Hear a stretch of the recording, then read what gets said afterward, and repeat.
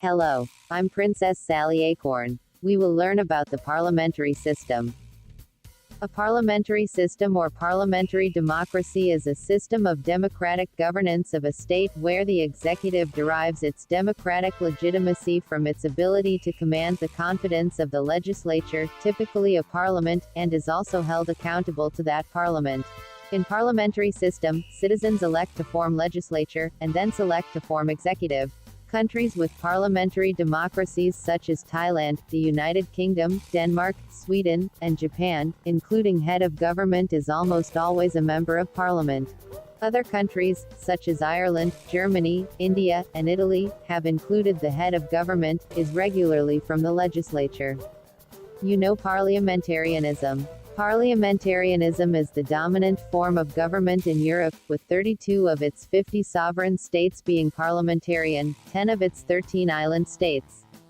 Although parliamentarianism is most often in former colonies of the British Empire that subscribe to a particular brand of parliamentarianism known as the Westminster system.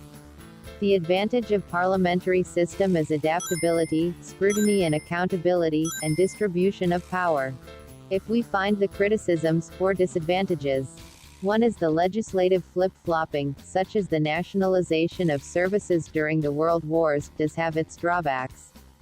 For example, during the period of 1940 to 1980, nationalization and privatization of the British steel industry resulted in major instability for the British steel sector.